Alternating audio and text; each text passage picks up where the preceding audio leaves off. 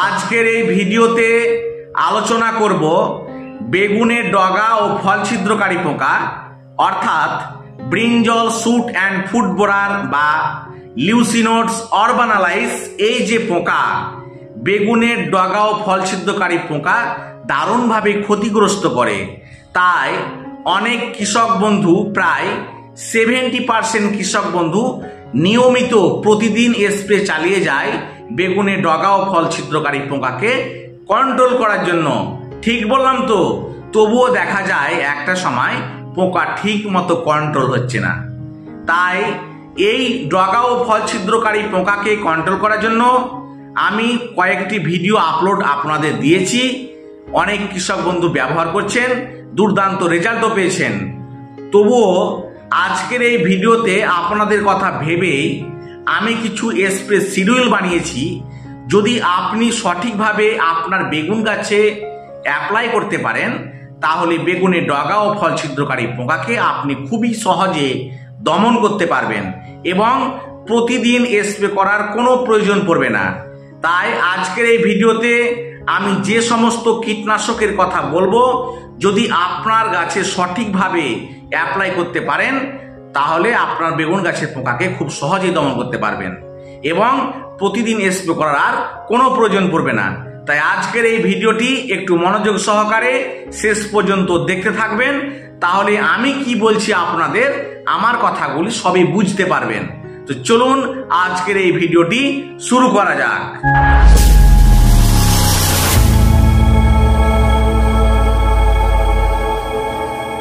নমস্কার, আমি শুভ।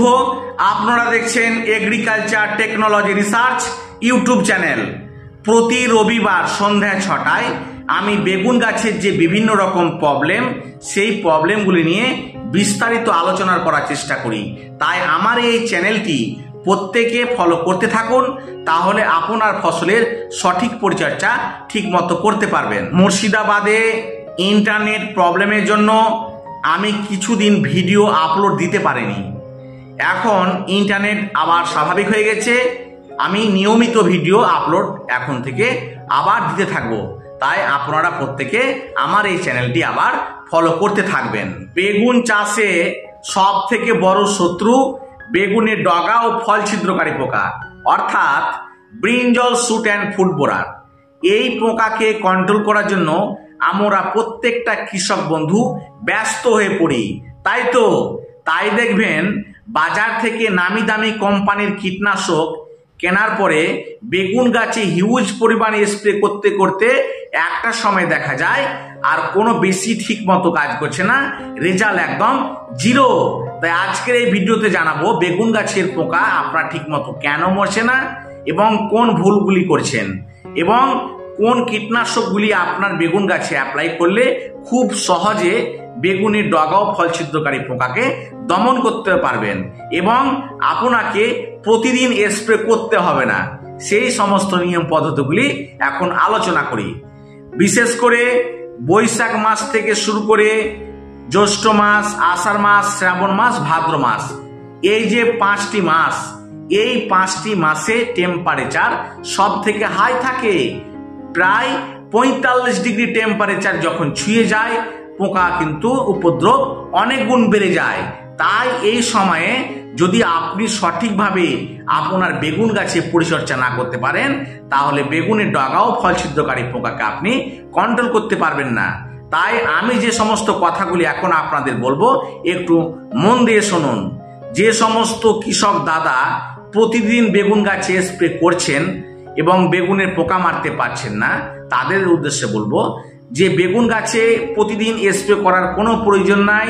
যদি আপনি সঠিকভাবে স্প্রে করতে পারেন আপনি খুব সহজে বেগুনের পোকাকে দমন করতে পারবেন এবং বেগুন গাছে বিশেষ করে যে সমস্ত কীটনাশক প্রত্যেকে ব্যবহার করেন যার কারণে বেগুন গাছের পোকাকে আপনি মারতে পারছেন না, যেই ভুলগুলির কারণে আপনার পোকা মরছে না, সেগুলো কি?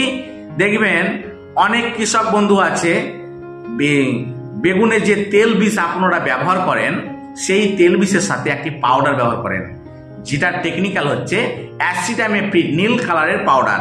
এই পাউডারটি বেগুন গাছে প্রতিদিন তেল বিষের সাথে মিশিয়ে মিশিয়ে যারা স্প্রে করেন, একটা সময় দেখা যায় যে সাদা মাছি, মাকড়, চুষি পোকা তো মরছেই না, বরঞ্চ বেগুনের ডগা ও ফল ছিদ্রকারী পোকাও আর ঠিক মতো মরছে না।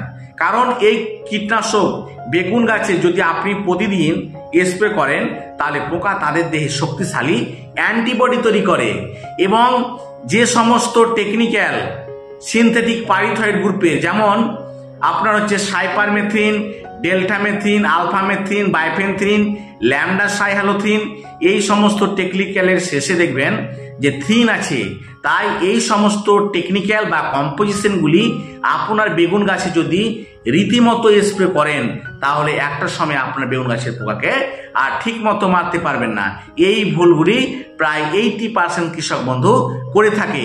তাই আমার বক্তব্য হলো যে এই সমস্ত টেকনিক্যাল বা কীটনাশকগুলি অ্যাভয়েড করে চলা সব থেকে বুদ্ধিমানের কাজ। এই কীটনাশকগুলি যদি আপনার বেগুন গাছে অ্যাপ্লাই না করেন, তাহলে বেগুনের পোকাকে দমন করা খুবই সহজ ব্যাপার। এখন বেগুনের ডগা ও ফল ছিদ্রকারী পোকাকে তাহলে কোন কীটনাশক দিয়ে দমন করবেন সে নিয়ে আলোচনা করি। সেটা হচ্ছে যে ঘাড়দা কোম্পানির কাইট, যার মধ্যে টেকনিক্যাল হচ্ছে ইন্ডোক্সাকার্ব অ্যাসিটামেপ্রিড, এটা দেবেন 15 লিটার জলে 25 ml। তার সাথে দেবেন বায়ার কোম্পানির ফেনসকুইক, যার মধ্যে আছে ফ্লুবন্ডামাইড, ডেলথামেথ্রিন। এখানে ডেলথামেথ্রিন হালকা পরিমাণে আছে, এসসি ফর্মে, কোনো প্রবলেম হবে না। এটা দেবেন ফেনাসকুইকটা 15 লিটার জলে 25 ml। তার সাথে দেবেন আপনার ক্রিস্টাল কোম্পানির মিসাইল, যার মধ্যে টেকনিক্যাল হচ্ছে ইমামেকটিন বেনজয়েট, এটা দেবেন 15 লিটার জলে 20 গ্রাম।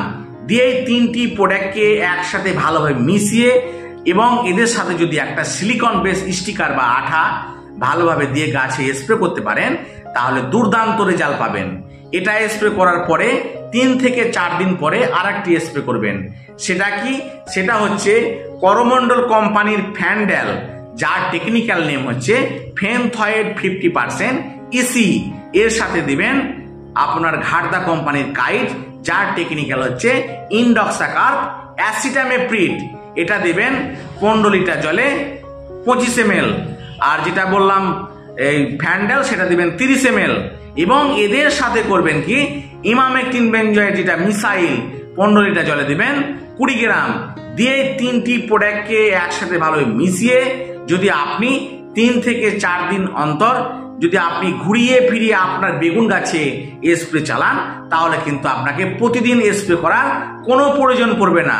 বেগুনের ডগা ও ফল ছিদ্রকারী পোকাকে আপনি খুব সহজেই দমন করতে পারবেন। এবং আরেকটি কীটনাশক হচ্ছে, সেটি হচ্ছে ডেলিগেট কর্টেভা কোম্পানির, যার মধ্যে টেকনিক্যাল হচ্ছে স্পিনেটোরাম, এটা দেবেন 15 লিটার জলে 20 ml। এবং তার সাথে দেবেন কাইট, যার টেকনিক্যাল ইন্ডোক্সাকার্ব অ্যাসিটামেপ্রিড, এটা দেবেন 15 লিটার জলে 25 ml। তার সাথে দেবেন আপনার হচ্ছে ক্রিস্টাল কোম্পানির মিসাইল, এটা দেবেন 15 লিটার জলে 20 গ্রাম। দিয়ে তিনটি প্রোডাক্টকে একসাথে মিশিয়ে স্প্রে করেন, তাহলে আপনার বেগুন গাছে কোনো পোকাই থাকবে না। বেগুন গাছের সমস্ত পোকাকে কন্ট্রোল করার জন্য কিছু নিয়ম পদ্ধতি আছে। শুধু স্প্রে করলে আপনার গাছের পোকাকে মারতে পারবেন না।